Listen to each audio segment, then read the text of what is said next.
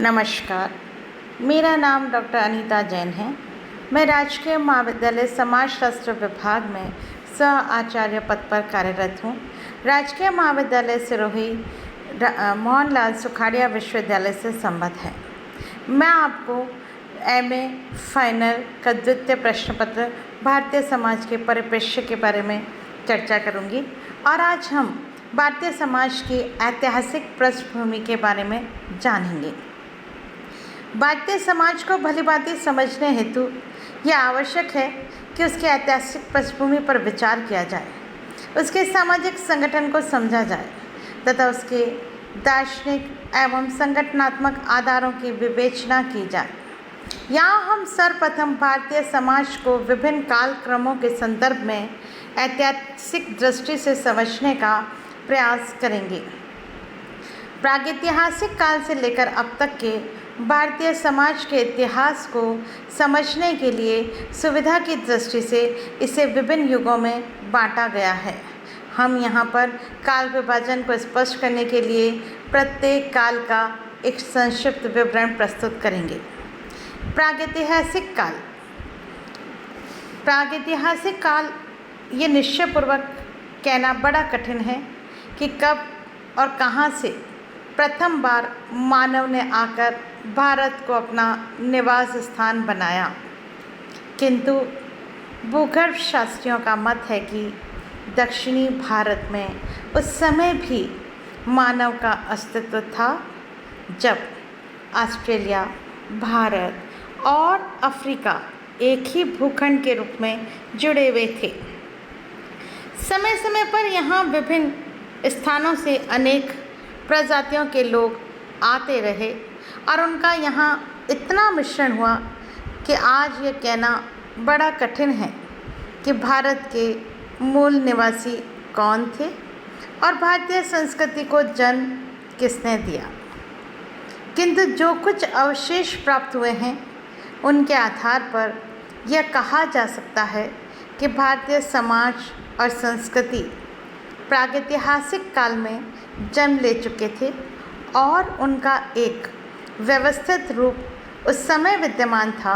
सिंध के लरकाना तथा पंजाब के हड़प्पा तथा मोहनजोदड़ो नामक स्थान पर किए गए उत्खनन कार्य से ज्ञात होता है कि प्रागैतिहासिक काल में यहाँ एक समुन्नत सभ्यता जन्म ले चुकी थी, जिसे हम सिंधु घाटी की सभ्यता के नाम से जानते हैं। इस सभ्यता का निर्माण ईसा से लगभग 3000 वर्ष पूर्व द्रविड़ों द्वारा किया गया था।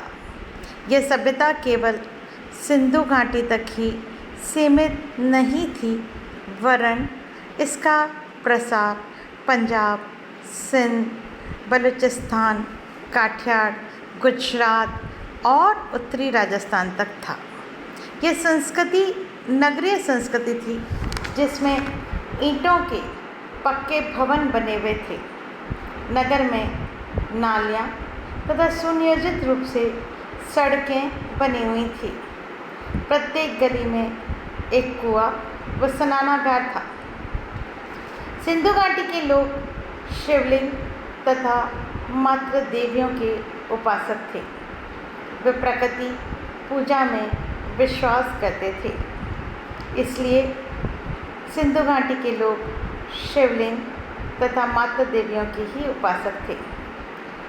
पेड़ पौधों, नदियों एवं पशुओं की पूजा करते थे। वे सूती, रेशमी तथा ऊनी वस्त्र बुनना जानते थे।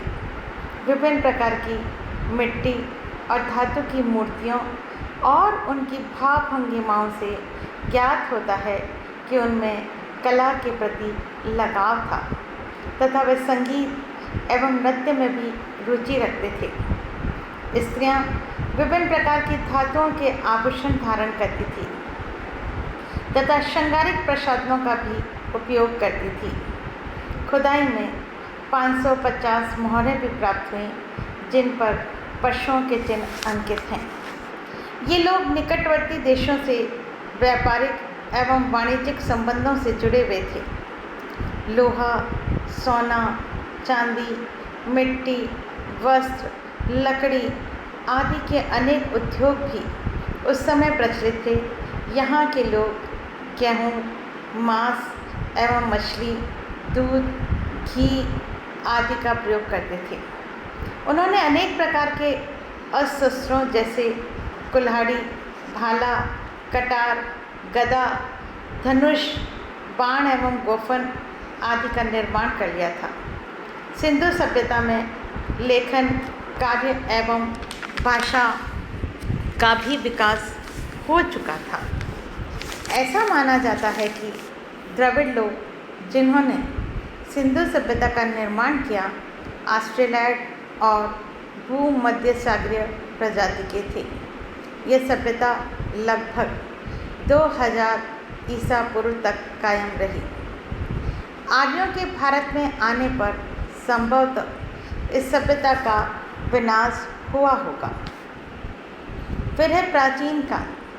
प्राचीन काल में निम्न कालों को सम्मिलित किया गया है: वैदिक काल, पूर्व वैदिक काल, उत्तर वैदिक काल, महाकाव्य काल, जैन व बौद्ध काल, मौर्य काल, शक व कुषाण काल और गुप्त काल। इस तरह से हमें कई अलग अलग कालों के बारे में जानकारी प्राप्त होती है कि क्या क्या उस समय किया गया था। वैदिक काल की हम बात करें तो वैदिक संस्कृति के निर्माता आर्य थे, जो 2500 वर्ष ईसा पूर्व भारत में आए। वैदिक काल को 2 भागों में बांटा गया: पूर्व और उत्तर वैदिक। पूर्व वैदिक काल आर्यों द्वारा निर्मित संस्कृति का ज्ञान हमें ऋग्वेद से मिलता है, जो उनकी सबसे प्राचीन रचना है। पूर्व वैदिक काल में पितृसत्तात्मक परिवार समाज व्यवस्था का आधार था। गांवों में ग्राम पंचायतें होती थी, जिसका मुखिया ग्रामीण कहलाता था। संपूर्ण समाज 4 वर्णों में विभक्त था और चारों वर्णों के कर्तव्य निर्धारित थे।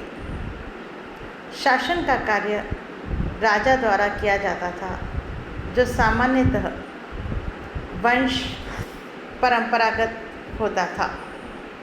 राजा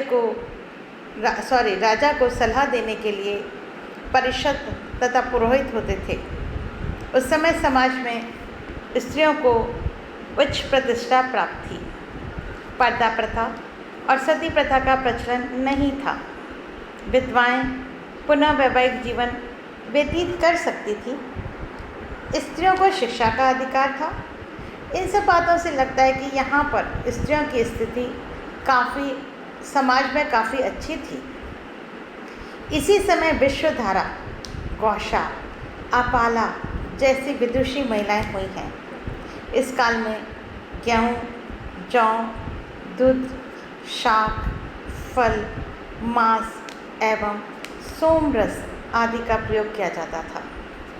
मनोरंजन के लिए रथों की दौड़, युद्ध, नृत्य, आखेट, संगीत, वाद्य यंत्रों आदि का सहारा लिया जाता था। आर्य लोग पशुपालन एवं कृषि कार्य करते थे। वे मुद्रा का प्रयोग जानते थे तथा व्यापारी लोग व्यापार किया करते थे। विभिन्न प्रकार के व्यवसायों को करने वाली अलग अलग जातियां थीं। बीमारी से मुक्ति पाने के लिए जड़ी बूटियों एवं जादू टोने का प्रयोग किया जाता था। आर्य अनेक देवी देवताओं के उपासक थे। वे सूर्य, चंद्र, वायु, जल एवं प्राकृतिक शक्तियों की पूजा करते थे। यज्ञ तथा हवन के द्वारा देवताओं को प्रसन्न किया जाता था। फिर है उत्तर वैदिक काल। ऋग्वेद के बाद का समय उत्तर वैदिक काल के नाम से जाना जाता है। इसी समय अथर्ववेद, सामवेद, यजुर्वेद की रचना हुई। इस युग में आर्यों की संस्कृति का प्रसार भारत के अन्य भागों में होने लगा। उन्होंने पूर्व में गंगा और यमुना के मैदान तक तथा दक्षिण में भी अपना राजनीतिक प्रभुत्व स्थापित कर लिया था तथा बड़े बड़े राज्यों की स्थापना की गई, जिनमें कौशल, काशी, विदेह, काम्पिल्य आदि प्रमुख हैं। इस युग में राज्यों के विस्तार एवं युद्ध में सफलता के कारण राजा के अधिकारों में वृद्धि हुई। राजा वंशानुगत होते थे, फिर भी निरंकुश नहीं थे। राजा प्रजा और कानूनों का संरक्षक था। वह सैनिक एवं न्याय संबंधों का कार्य करते थे। राज्याभिषेक के समय राजा से कहा जाता था, हे राजन, ये राज्य तुम्हें कृषि, प्रगति एवं जनसाधारण के सुख वैभव के लिए दिया जाता है। मतलब राजा को इस बात को शपथ दिलाई जाती थी एक तरह से कि तुम्हें अपनी प्रजा का ख्याल रखना है, उनके सुख और उनके आवश्यकताओं की पूर्ति पर अपना ध्यान केंद्रित करना है। इस समय राजतंत्र के साथ साथ गणतंत्र की स्थापना भी हुई थी। इस युग में स्त्रियों को शिक्षा का अधिकार तो था, किंतु वे संपत्ति में उत्तराधिकारी नहीं होती थीं। वर्णाश्रम व्यवस्था का इस युग में भी प्रचलन था। यहाँ भी इसका मतलब आश्रम व्यवस्थाएं लागू थी। स्त्रियों को शिक्षा तो दी जा रही थी, लेकिन स्त्रियों को यह माना जाता था कि वह उत्तराधिकारी नहीं होंगी, यह संपत्ति में उनका कोई अधिकार नहीं होगा। इस तरह से उत्तर वैदिक काल में स्त्रियों को कुछ अधिकारों को उन्हें रोका गया था। अब हम लेंगे महाकाव्य काल। रामायण और महाभारत दो बड़े महाकाव्य हैं। जिस युग में इनकी रचना हुई, इसे महाकाव्य काल के नाम से पुकारा गया है। रामायण की रचना वाल्मीकि और महाभारत की व्यास जी ने की थी। आज रामायण और महाभारत किसी एक ही युग अथवा एक ही लेखक की कृति नहीं मानी जाती है, क्योंकि समय समय पर इनमें कई संशोधन एवं परिवर्तन हुए हैं। फिर भी माना जाता है कि ईसा से 200 वर्ष पूर्व इनकी अधिकांश रचना पूरी हो चुकी थी। राम और कृष्ण इस युग के महापुरुष थे। आज भी राम अनेक आदर्शों के प्रतीक माने जाते हैं और सीता उदात्त पतिव्रत धर्म की प्रतीक मानी जाती है। महाभारत कौरव पांडवों के संघर्ष की कहानी नहीं है, बल्कि उस युग के धार्मिक, नैतिक एवं दार्शनिक आदर्शों का संग्रह भी है। और इन दोनों ही ग्रंथों को एक पवित्र ग्रंथ के रूप में देखा जाता है, माना जाता है, उनकी पूजा की जाती है। गीता जो कि महाभारत का अंग है, न संपूर्ण वेदों और उपनिषदों और पुराणों का सार है। इस युग में आर्य और अधिक पूर्व की ओर बढ़ गए थे तथा मगध और वंग जैसे विशाल राज्य स्थापित हो गए थे। राजा लोग अपने सम्मान, शक्ति, मंत्री परिषद एवं पुरोहितों की सलाह लिया करते थे। लेकिन आर्य और अधिक बढ़ गए थे। अपने राज्य के लिए सम्मान और शक्ति का गौरव बढ़ाने के लिए राष्ट्रीय अथवा अश्वमेध यज्ञ भी किया करते थे। इस युग में जाति प्रथा कठोर होने लगी थी। स्त्रियों की प्रतिष्ठा वैदिक युग की तुलना में कम हुई। यद्यपि स्वयंवर की प्रथा द्वारा वे अपने पति को चुनने के लिए स्वतंत्र थी और इस युग में नगरों की तुलना में ग्रामों की ही प्रधानता थी। जैन व बौद्ध काल। ईसा से 6वीं एवं 7वीं शताब्दी में विश्व में महान धार्मिक आंदोलन हुए।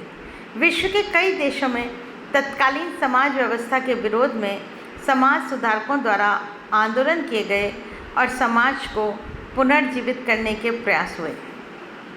भारत में भी ब्राह्मणवाद, जाति प्रथा, कर्म कांडों एवं अंधविश्वासों के विरोध में महावीर और गौतम ने अपनी नवीन विचारधारा दी और भारतीय समाज को पुनर्जीवित कर उसमें नवीन प्राण संचार किया। महावीर ने जैन धर्म और गौतम ने बौद्ध धर्म को जन्म दिया। महावीर ने सम्यक ज्ञान और धर्म और सम्यक दर्शन के सिद्धांतों का प्रत्येक गृहस्थ द्वारा पालन करने की बात कही। गृहस्थ के लिए उन्होंने सत्य, अहिंसा, अस्तेय, ब्रह्मचर्य तथा अपरिग्रह और 5 प्रतिज्ञाओं को मानने की बात कही। महावीर द्वैतवाद, प्रकृति तथा आत्मा के अस्तित्व में विश्वास करते थे। धीरे धीरे जैन धर्म का प्रसार संपूर्ण भारत में हो गया और इसे राजकीय संरक्षण भी प्राप्त हुआ। उत्तरी भारत में मथुरा व दक्षिण में श्रवणबेलगोला जैन धर्म के प्रचार केंद्र थे। जैनियों ने बहुत सारे साहित्य तथा कला का भी सृजन किया। बुद्ध ने भी लोगों को उस सद्मार्ग पर चलने की प्रेरणा दी जिससे कि वे जीवन मरण के बंधन से मुक्त हो सकें। जीवन मरण से मुक्ति पाने के लिए उन्होंने सत्य दृष्टि, सत्य भाव, सत्य भाषण, सत्य कर्म, सत्य निर्वाह, सत्य प्रयत्न, सत्य विचार, सत्य ध्यान आदि अष्टांगिक मार्ग के अनुसरण का उपदेश दिया। इस प्रकार जैन एवं बौद्ध धर्म हिंदू धर्म के ही अंग थे। इन्हें हम सुधार आंदोलन कह सकते हैं जो हिंदू धर्म में आई बुराइयों का अंत करना चाहते थे। इस तरह से जैन और बौद्ध धर्म अपने अस्तित्व में आए और उन्होंने अपनी बात को या सत्य धर्म को, अहिंसा को महत्वपूर्ण मानते हुए अपनी बात कही। फिर हम लेंगे मौर्य काल। भारत के राजनीतिक इतिहास में मौर्य काल अंधकार से प्रकाश का मार्ग माना जाता है। इस काल में पहली बार संपूर्ण भारत एक राजनीतिक सत्ता के अधीन था। इसका संस्थापक चंद्रगुप्त मौर्य 322 से 298 ईसा पूर्व था, जिसने नंद वंश के अंतिम राजा को पराजित किया तथा सिकंदर के उत्तराधिकार सेल्यूकस को पंजाब व सिंध से खदेड़कर संपूर्ण उत्तरी भारत में अपना प्रभुत्व स्थापित किया। मौर्य काल में भारत में राजनीतिक, सांस्कृतिक एवं ऐतिहासिक एकता को बल मिला। मौर्य काल में ही भारतीय सभ्यता, संस्कृति और धर्म का प्रचार अन्य देशों में हुआ। चंद्रगुप्त का पुत्र अशोक इतिहास में महान प्रतिभाशाली राजा था। उसने बौद्ध धर्म को स्वीकार किया और अपने पुत्र तथा पुत्री को धर्म प्रचार हेतु लंका तथा अन्य देशों में भेजा। मौर्य काल में ही देश में वाणिज्य व्यवस्था, विज्ञान, साहित्य और कला की भी प्रगति हुई। अशोक की धार्मिक नीति और सहिष्णुता विश्व बंधुत्व पर आधारित थी। उसने विश्व को शांति का संदेश दिया। मौर्य काल में वर्ण व्यवस्था के स्थान पर जाति व्यवस्था पनपने लगी थी। मौर्य काल की कला स्तूप, स्तंभ, राजा प्रसाद तथा गुफाओं के रूप में देखने को मिलती है। शक व कुषाण काल। मौर्य काल के बाद ईसा से दूसरी सदी पूर्व से चौथी सदी बाद तक भारत में कोई भी ऐसी राजनीतिक शक्ति नहीं थी जो भारत के बड़े भाग को अपने शासन में रखने में समर्थ होती।